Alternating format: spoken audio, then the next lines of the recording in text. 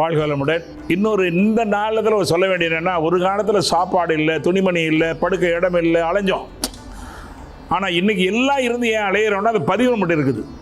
சொல்கிறீங்க இல்லையா, நுண்ணிய நூல் பல கற்பினும் மற்ற உண்மையை மிகுங்கிற மாதிரி இன்றைக்கி எல்லாம் வந்த விற்பாடு கூட ஏன் ஓடுறோன்னா தப்பு இல்லை, அவங்ககிட்ட இருக்கிற பதிவு அதை மாற்றணும். அதான் உள்ளதை உணர்தல், நல்லதை செய்தல், நல்லதை விடுதல். அது உணராதனால என்ன பண்ணுறாங்க, உள்ளத்தின் உள்ளே உளவள நிறுத்தங்கள் மெல்ல குறைந்தாடார் பள்ளமும் மேடும் பறந்தெறிவாரே கள்ள மனமுடைய கல்வி இல்லாரே. கண்டிப்பாக வாழ்க்கையில் பணம் வேணும், ஆனால் பணமே வாழ்க்கை அல்ல. கண்டிப்பாக வாழ்க்கையில் படிப்பு வேணும், படிப்பது மட்டுமே வாழ்க்கை அல்ல. இதில் எல்லாம் சேர்ந்த அறுசுவை உணவு போல் இந்த வாழ்க்கையை வாழக்கூடிய ஒரு வாழ்க்கை விஞ்ஞான கல்வியை கொடுக்க தவறிவிட்டோம். பணதம்பாறு கல்வி இருக்கிறது. ஏன்னா ஒரு பள்ளிச்சாலை திறக்கப்பட்டால் ஒரு சிறைச்சாலை மூடப்பட வேண்டும். நீ பள்ளிச்சாலை திறக்கிறத சிறைச்சாலை அதிகமாகுது. என்ன காரணம், ஒழுக்கப்பட கல்வி இல்லை. எதுக்காக பிறந்தோம், எதுக்கு வாழ்கிறோம், என்ன பண்ண தெரியல.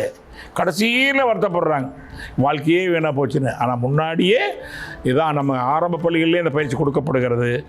நீங்கள் கேட்ட கேள்வி போலவே ஏன் இவ்வளவு தெரிஞ்சோம், இவ்வளோ வசதி வந்தோம் தடமாறுகிறார்கள் என்றால் தன்னை உணரவில்லை.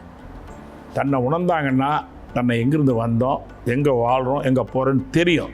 மூணையும் சமப்படுத்தி வாழக்கூடிய வாழ்க்கை தான் ஞான கல்வி. ஆகவே நீ கேட்ட கேள்வி என்ன, ஏன் இவ்வளவு கூட இன்னும் பணம் பண்ண ஓடுறாங்கன்னா அந்த பதிவு நம்மகிட்ட இருக்குது. எப்படி சர்க்கரை வியாதி இருக்கிற மாதிரி, ஆத்மா இருக்கிற மாதிரி இந்த பதிவு இருக்குது. அதை போக்குறதுக்கு ஒரே வழி பிற்றி ஊட்டி தான். அதனால் இந்து மதத்தில் பொட்டு வைக்கிறோம், இஸ்லாமிய தரை தொட்டு வணங்குறாங்க, கிறிஸ்துவில் ஞான சிலுவை போடுறாங்க. எதுக்கு, வேற ஒன்றும் இல்லை, பிட்டுவிட்டு தூடுனாவே நீ கேட்ட கேள்வி விடை கிடைக்கும். இங்கே ஓர்மை வரும், கூர்மை வரும், சீர்மை வரும், நேர்மை வரும். அப்போ ஓர்மை வந்து, சீர்மை வந்து, கூர்மை வந்து, நேர்மை வந்துட்டு வேற என்ன நேர்மை தான். சொர்க்கமாக உலகம் இருக்கும். நன்றி, கண்டிப்பாக வரும். வாழ்த்துக்கள். இன்னைக்கு நிறைய பேர் மனதளவில் உடல் அளவில் பாதிக்கப்பட்டவங்க தான் இந்த மன வழக்கலைக்கு வராங்க. அதுக்கு காரணம் என்ன? அதாவதுங்க, துன்பப்படும் பாக்கியவான்னு ஒரு வார்த்தை சொல்லுவார் இயேசுநாதர். துன்பப்படுவன் பாக்கியவான். துன்பங்கிறது துன்பம் அல்ல, தடுத்தாட்கொள்ளுது. இதை வந்தபோது தான் சிந்திப்போம். இப்போ நான் கூட மனவளக்கலுக்கு வந்த காரணம் என்ன, 38 ஆண்டுகளுக்கு முன்னால் பதட்டம், குழப்பம், நரம்பு தளர்ச்சி, தூக்கம் இல்லை. எல்லா டாக்டரையும் பார்த்தேன், எல்லோரும் தூக்கமாக தான் எழுதி கொடுத்தாங்க. ஒரு மகராசன் டாக்டர் மனோகரன் நாமக்கல்ல நீ யோகாசனம் செய்தால் சரி அப்படின்னு சொன்னார்.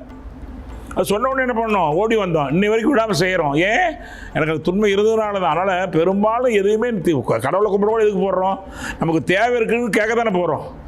தெய்வத்துக்கு போடுறோம். அதை வந்து ஒரு இஷ்டகர்மாம்பாங்க, ஆசைப்பட்டு செய்யக்கூடிய கேள்வி. அதனால் எல்லோரும் ஏதாவது தேடுறோம். அது மாதிரி என்ன பண்ணுவாங்க, தேடுதல் தான் வரும். ஒரு வரி வரும் இல்லையா, தேடுதல் உள்ள உயிர்களுக்கே வாழ்வில் பசி எடுக்கும். தேடுதல் உள்ள வரையே வாழ்வில் சூச்சிக்கணும். தேடுறதுக்கு என்ன காரணம், ஏதாவது துன்பம் வரணும். துன்பம் வராமல் ஒன்றை தேடி போக மாட்டோம். இன்றைக்கி இவ்வளோ வளர்ச்சிக்கு காரணம் ஒவ்வொரு மனிதப்பட்ட துன்பம் தானே மாற்றி மாற்றி அமைச்சிருக்கிறாங்க. எல்லாம் ஆரம்பத்தில் அப்படி வருவாங்க. இப்போ எல்லாம் மாணவர் வர்றாங்க, இளைய சோலைகள் நிறையா வருது, படித்தவர் வர்றாங்க, மருத்துவர் வர்றாங்க. இன்றைக்கெல்லாம் அவங்கள பார்த்து போகிறோம், நாம் வர்றதுக்கு முன்னாடி தடுத்துக்கலாம். 1 2 தாங்க. 1 வருமுன் காத்தல், வந்தவன் போக்குதல். இப்போ நாங்களாம் ஆரம்பத்தில் வந்ததுக்கப்புறம் போக்க வந்தோம். இப்போ எங்களை பார்த்து நிறைய பேர் வருமுன் காக்க வர்றாங்க. இப்போ எங்கள் பிள்ளைங்கள்லாம் பாருங்க, என் பேரெல்லாம் சொல்லவே இல்லை. அன்றைக்கி கூட சொன்னேன், தம்பி காய்கல் இருக்குன்னு 2 பேரும் கரெக்டாக வந்துட்டாங்க. அப்போ அவங்களுக்கு தேடுதல் இருக்குது. அப்போ வழிகாட்டணும். நமக்கு வழிகாட்ட ஆள் இல்லை. அதனால் எல்லோரும் இப்போ வர ஆரம்பிச்சிருக்காங்க. ஒரு விழிப்புணர்வு தான். நன்றி, வாழ்வரமுடன்.